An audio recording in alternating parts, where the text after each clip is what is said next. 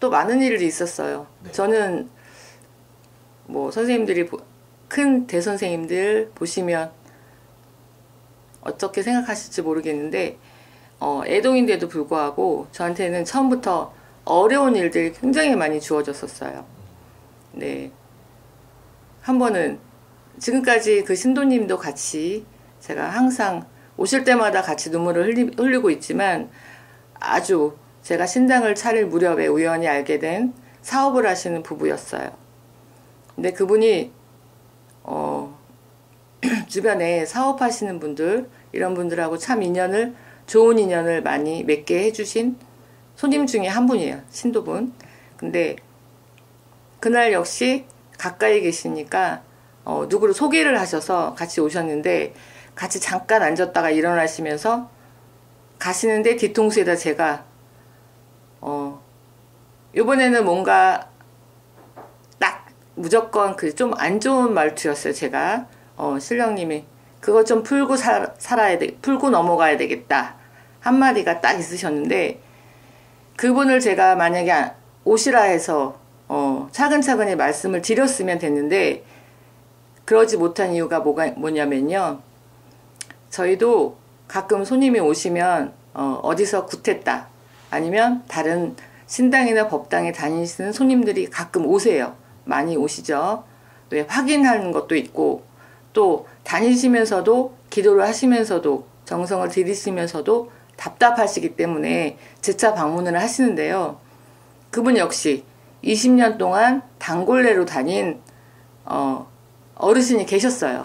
그걸 제가 처음부터 알고 있었기 때문에 올해는 잘 정성을 들이고 넘어가시라고 그리고 이제 거기는 시댁 어른들이 다니시는 신당이었기 때문에 소소한 것만 저하고 의논을 하시는 가끔 놀러 오시는 신도였거든요. 그때까지만 해도 제가 정식으로 그 제가댁을 뭐 기도를 붙이거나 이러지 않고 사업 기도만 제가 해드리고 있는 상태였는데 그게 한 2주 흐른 상태였는데 갑자기 전화 한 통화가 저녁에 오는 거예요.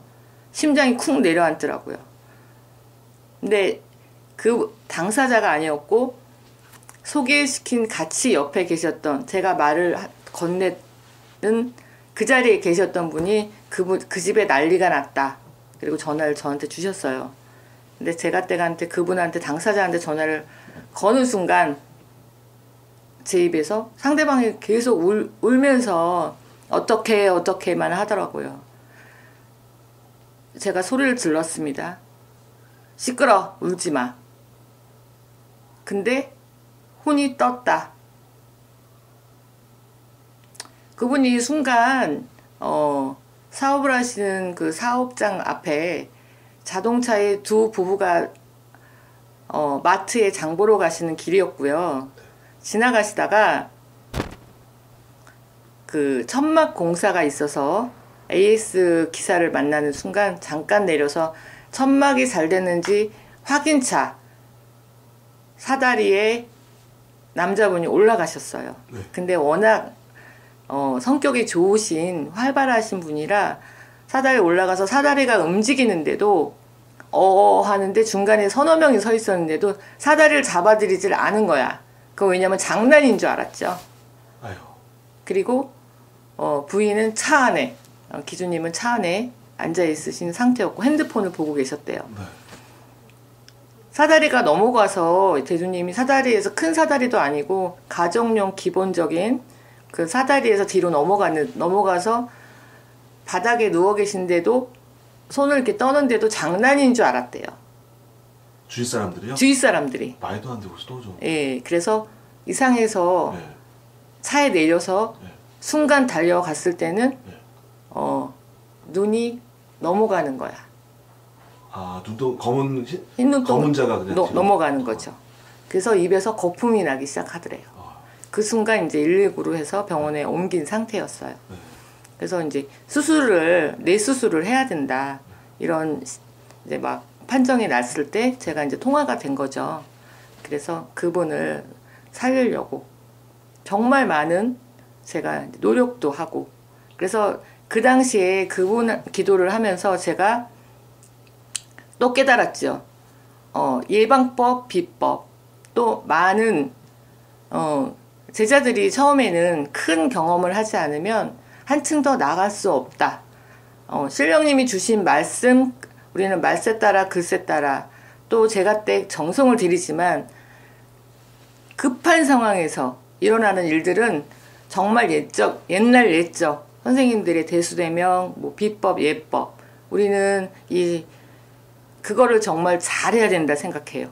네, 순간 그래서 자시에 그분은 수술실에 들어가게 됐고, 저는 자시에 그분이 사고 났을 때 입었던 옷을 가지고 대수대명으로 올라가 산으로 이제 뛰기 시작했죠. 예, 병원에 가서. 그래서 수술 동시에 대수대명 치는 동시에 수술을 하시고, 저는 뭐 밤에 장을 어디서 보겠어요, 그죠? 그래서 제가 지금도 잘하는 말은 제가 때 각오하는 말이 사가세계 배세계 나물 한 가지를 놓고서라도 정성은 얼마든지 드릴 수가 있다. 그 당시에는 상차림이 중요한 건 아니었어요. 사람을 죽고 사는 기로에 있는 분을 살리는 정성이었으니까. 그래서 이제 선생님들을 오시게 하고 급하게 대수대명을 이제 치는 정성을 이제 드리게 됐는데, 혀를 돌리마 신령에서 말씀은 그 한마디였거든요. 그분이 수술을 무사히 마치고 완전 혼수 상태에 계시는 상태인데 정성을 드리고 그 다음날 제가 중환자실을 찾았을 때는 정신이 없었어요. 근데 제가 딱 도착했더니 머리맡에 하얀 옷 입으신 할머니가 대주님 환자분을 다 머리 땀을 닦고 계시더라고요. 아, 됐다, 살았다. 그래서 그때부터는 중환자실에 아무도 못 들어가는데 이제 중간중간 환자가 계속 혈압이 떨어지고 또 심정지가 왔습니다. 그 다음날 수술하시고 심정지가 왔는데 제가 기도 갔다 와서 부적을, 사실은 그때만 해도 솔직히 말씀드려서 뭔지도 모르면서 부적을 막 내리기 시작했어요.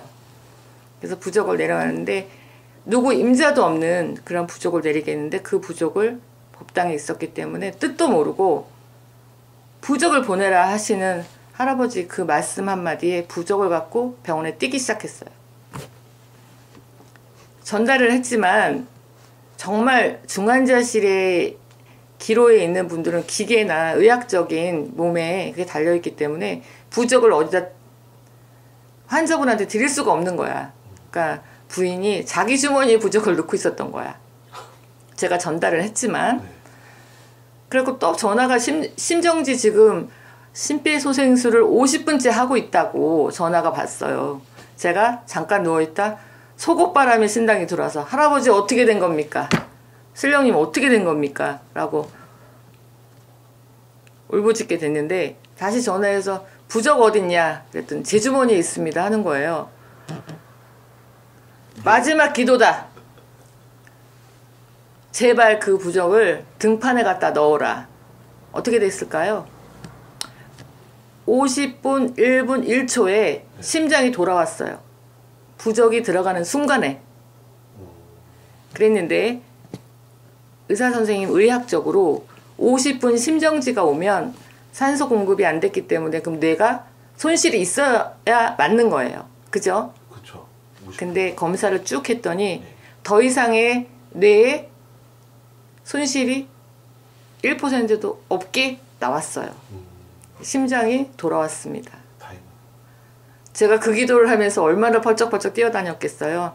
정말 대선생님들의 옛날 옛적의 비법, 예법 다 찾아서 뜻도 모르고 사실은 솔직히 말씀 뜻도 모르고 그분 하나 살린다는 동네에 살았기 때문에 가까운 식당에 가서도 마주치고 동네에 살았기 때문에 가까이 부부를 뵌 적도 있고 그랬기 때문에 안 계신 망자님 천도는 굉장히 많이 해봤지만 정말 눈앞에서 그분을 놓칠 수가 없었어요.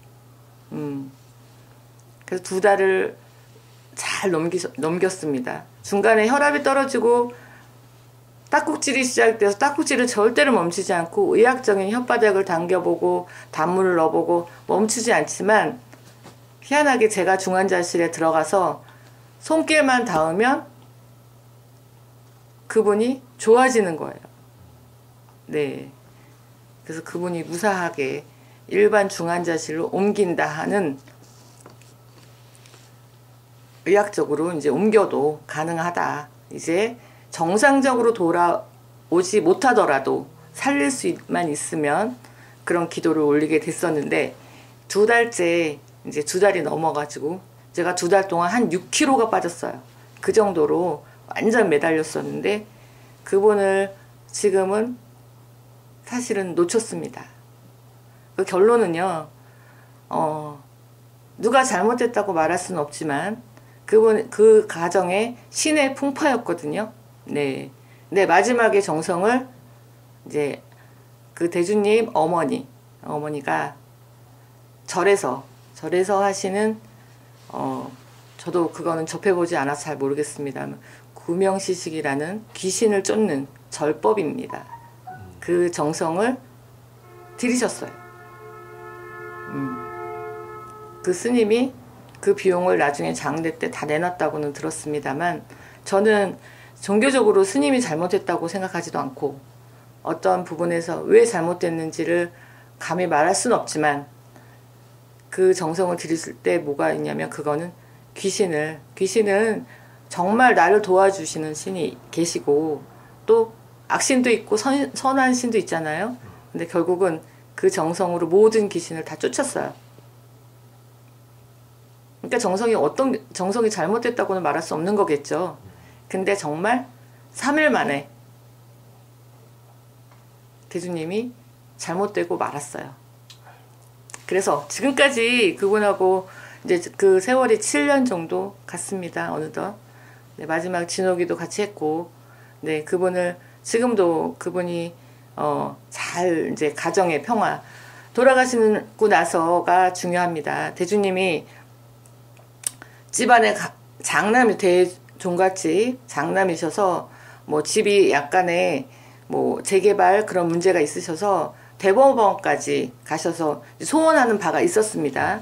그랬는데 대주님이 돌아가시고 나서 대주님만 안 계시고 소원대로 재개발에 재건축에 원하는 대로 다 돼서 이제 부모님도 새 집으로 이사하시고 형제분들도 모두 다 원하는 바로 소원을 이뤘습니다. 지금 현재는요. 그랬는데 대주님이 안 계신 게 항상 안타깝고 그 대주님은 지금도 마지막 망제님하고 제가 약속을 했거든요. 워낙 소녀 같으신 분이고 굉장히 이쁘시고 대주님이 사랑만 받았던 그런 기주님이라 제가 옆에서 잘 지키고 친구처럼 언니처럼 잘 살 수 있게 옆에서 그늘이 되어드리겠습니다 하는 약속을 지금까지 제가 지키고 있습니다. 앞으로도 지킬 거고 네, 그런 일이 있었어요. 네. 물론 이게 가정이지만 네네 짧게 네. 어머님이 그렇게 안 하시고 네. 계속 선생님만 이렇게 하셨으면 사실은 중간에 안 들어가실 수도 있어요. 그 어머님이 굉장히 정성을 많이 들이신 분이에요. 네. 그래서 그 어머님이 저희 신당에 오셔서 네. 제가 하나만 약속을 해달라고 했어요. 앞으로 대주님이 사신 다음에 아들만 살리는 거로 전념하겠다. 저한테 더 이상 안 오셔도 되고 그러니까 어머니대로 절에 또 나가셨거든요. 그러면 천수경을 하시든 집에서 옛날에는 물 한 잔 떠놓고 장독에다 그죠? 네. 자손들 위해서 많이 비셨어요. 그러니까 어머니 나름대로 기도를 하시고 잠깐만 저한테 맡겨주세요. 제가 신신당부를 했습니다. 근데 어머니 마음들은 안 그렇잖아요. 그죠? 그 시간을 조금 못 기다리신 게 안타깝고 또 엄마는 엄마대로 최선을 다하신 거예요. 그죠? 네. 그래서 그거에 대한 건 좀 안 계신 부분만 안타깝지 다른 건 누구 원망을 할 수 없어요. 네. 그렇다고 생각합니다. 저도 만약에 엄마였으면 해볼 건 안 해볼 거 다 해보고 싶지 않았겠어요? 그 상황이면? 네네. 그래서 그런 안타까운 사연이 또 저한테는 있습니다. 네. 지금 선생님 약간 눈시울이 붉으시네요. 그분 생각하시면 항상 오시면 제가 제일 같이 항상 울어요. 많이 울었어요. 아직은 제가 부모님이 살아 계시기 때문에 뭐 요 돌아가시는 그런 슬픔 이런 거 진호기 할 때 이런 거 느끼는데 아직까지는 아마 그때가 제일 슬프지 않았나 싶습니다. 네.